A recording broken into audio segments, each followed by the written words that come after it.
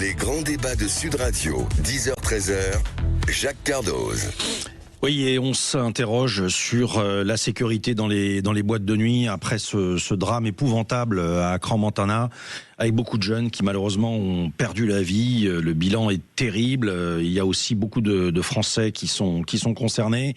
On est avec Christian Jouny, qui est patron de boîte de nuit, qui est délégué général du syndicat national des discothèques et des lieux de loisirs. Bonjour, monsieur Jouny. Bonjour. Est-ce que vous saviez qu'un tel drame était possible quelque part en Europe ? Bien évidemment non, mais j'allais dire que ce type de situation est vraiment particulière, me semble-t-il, sans avoir accès aux informations du dossier. Il y a quand même des choses qui surprennent lorsque vous voyez les images. La première d'entre elles, c'était la rapidité à laquelle le feu se propageait. Donc ça sous-entend qu'il y a une déficience de matériaux unifugés, probablement. Je ne suis pas un expert, mais est-ce que ça veut dire, par exemple, comme je l'ai entendu, que le plafond était peut-être recelait des contenants qui étaient peut-être pas les meilleurs ? Ça semble avéré aujourd'hui, en tout cas l'enquête le dira, mais manifestement il y a un problème évidemment de sécurité, mais de tous ordres, semble-t-il, parce que lorsque vous avez des clients qui cherchent à fuir un établissement et qui ne peuvent pas le faire par des issues de secours, là se pose manifestement un problème de sécurité incendie. Alors, je crois qu'il faut faire attention. On commente une situation à l'égard de laquelle nous n'avons pas toutes les informations, bien évidemment, mais je crois aussi qu'il faut probablement rassurer vos auditeurs en leur disant que en France, nous sommes peut-être pas garantis à 100%, car le risque zéro n'existe pas par nature. Simplement, je peux quand même ajouter que dans les discothèques en France, nous avons un niveau de sécurité incendie optimal. Vraiment, le cahier des charges est particulièrement sévère. Les exploitants de discothèques savent de quoi on parle. Aujourd'hui, vous avez des contrôles qui sont obligatoires de l'ensemble de vos organes de sécurité incendie. Et chaque année. Oui, on imagine, pardon de vous couper, mais on imagine que en Suisse c'est probablement la même chose aussi. On se dit que franchement les Suisses sont assez stricts. On verra effectivement. Vous avez raison de le dire, ce que nous dira, ce que révélera l'enquête. Mais prenons les choses une par une et point par point. La question de la flamèche d'abord. J'ai entendu un certain nombre de gens expliquer que ça n'était pas tellement le problème du feu immédiat, le problème c'est la propagation de l'incendie. Est-ce que vous partagez déjà ce premier constat ?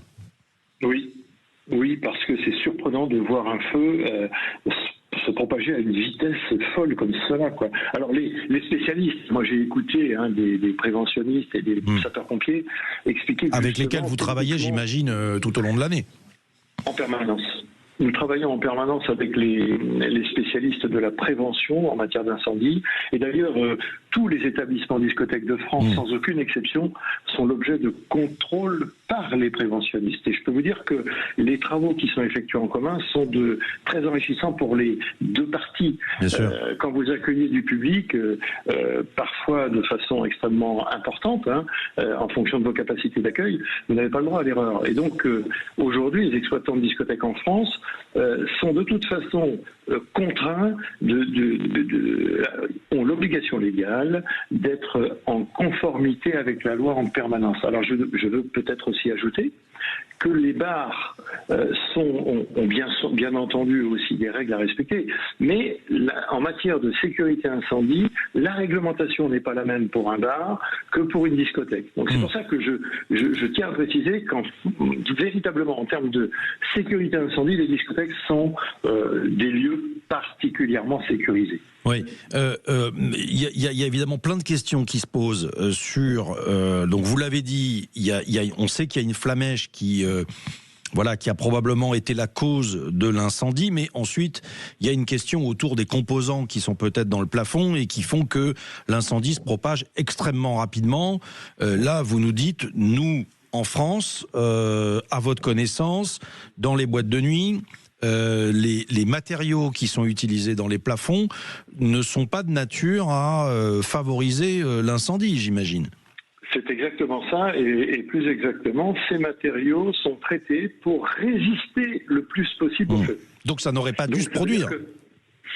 Écoutez, la façon, moi c'est ce que j'ai dit hier à plusieurs interventions que j'ai pu réaliser, je ne comprenais pas les raisons pour lesquelles ça puisse s'étendre aussi vite. Et aujourd'hui, vous savez, en France, vous avez un système qui est très simple. Vous avez un incendie qui se déclare, vous avez à la disposition de la clientèle des boîtiers sur lesquels n'importe lequel d'entre nous peut appuyer.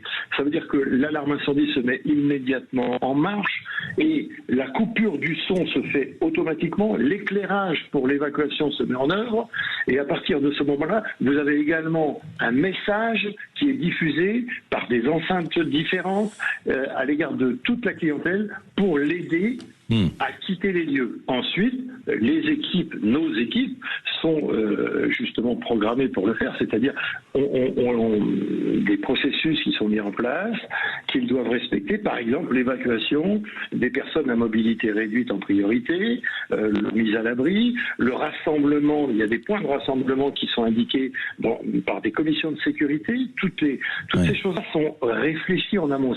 On l'imagine. Est-ce que les boîtes de nuit qui sont en sous-sol sont plus à risque que des boîtes de nuit qui sont au rez-de-chaussée ou a fortiori à l'étage? Elles demandent évidemment beaucoup plus d'attention, c'est évident. Pour la question de l'évacuation ? Ben oui, ben oui. Naturellement. Alors, je pense que les services spécialisés, là encore, mettent tout en œuvre pour que les évacuations se fassent dans les meilleures conditions. Mais oui, vous avez raison. Le fait de se retrouver dans un sous-sol, ça ne simplifie pas la tâche en termes d'évacuation. C'est une évidence. Est-ce que si vous deviez modifier quelque chose dans les années à venir pour conseiller les autorités compétentes, comme on dit, est-ce que vous demanderiez que précisément toutes les boîtes de nuit soient des boîtes de nuit à minima au rez-de-chaussée pour éviter les problèmes d'évacuation qu'on a connus à Crans-Montana? C'est une évidence. Aujourd'hui, on a ce problème qui est posé. Maintenant, il faut essayer d'utiliser ces lieux. Moi, je ne suis pas en train de dire qu'il faille demain matin fermer tous ces lieux-là. Au contraire. Moi, je crois qu'il faut simplement s'appuyer sur, comme ça a été fait d'ailleurs dans le passé. Vous savez, on a eu des drames en France. Oui. Et on a tiré les enseignements de ces drames. Et c'est aussi une des raisons pour lesquelles, probablement la raison principale, pour laquelle on a fait preuve d'une grande sévérité à l'égard des exploitants de discothèques en leur disant attention messieurs, vous avez aujourd'hui la capacité d'accueillir du public en nombre. À partir de ce moment-là, vous avez des obligations et vous devez les respecter. D'ailleurs, il est bien évident que la responsabilité pénale de l'exploitant est toujours en cause. Si vous n'avez pas un matériel adéquat et toujours en état de marche, inutile de vous dire que la fermeture administrative est immédiate et que si vous n'êtes pas en capacité de présenter un registre de sécurité dans un contrôle inopiné, un registre à jour avec l'ensemble des contrôles opérés, là pour le coup vous êtes en faute et à partir de ce moment-là il y a une sanction immédiate. Donc je pense que on reste encore en France avec des dispositions qui me semblent très sécures pour la clientèle. Christian Jouni, est-ce qu'il faut interdire les flamèches? Est-ce qu'il faut interdire les bougies? Est-ce qu'il faut interdire tout ce qui peut et tout ce qui est susceptible de faire du feu ou provoquer un feu? Quand vous voyez ce type de drame, vous cherchez immédiatement les raisons pour lesquelles c'est arrivé. Là, en ce moment, on focalise sur, effectivement, ces fontaines lumineuses. Très honnêtement, moi, ça fait 30 ans que je les vois. On les utilise depuis 30 ans. Oui. On n'a pas eu à déplorer, jusqu'à présent en tout cas, d'incidents majeurs avec ce type de matériel. Maintenant, je pense que là encore, on va prendre le temps, parce qu'il ne faut jamais faire les choses à chaud.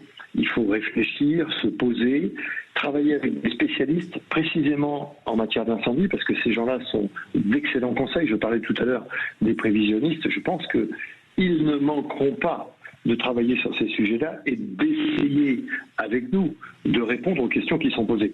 Est-ce que dès aujourd'hui, on doit tirer des conclusions? Non, ça m'arrive beaucoup trop hâtif. En revanche, j'ai soif de connaître quel est... Vous allez vous rendre sur place? Vous allez essayer d'en savoir plus? Je vais d'abord laisser toutes les opérations de secours se terminer, si tant est qu'on puisse le dire ainsi, parce que malheureusement maintenant il s'agit de drames, il s'agit de personnes décédées, donc on va laisser les choses se poser, mais bien évidemment que nous allons nous rapprocher de tous ces gens-là pour essayer nous-mêmes de tirer les leçons de ce qui s'est passé. On a besoin, dans tous les cas, vous savez, de retours d'expérience bien malheureux, et tout le monde s'en serait passé, on est bien d'accord. Mais nous devons quand même travailler sur ce sujet-là, bien sûr. Merci beaucoup Christian Jouni d'avoir été en notre compagnie. Vous êtes patron de boîte de nuit, délégué général du syndicat national des discothèques et lieux de loisirs. Et vous nous dites que évidemment le risque zéro n'existe pas, mais que en France toutes les mesures sont prises pour éviter la propagation comme ce que l'on a pu voir à Crans-Montana. Mais la question des flamèches est en suspens également. La question des évacuations interroge également.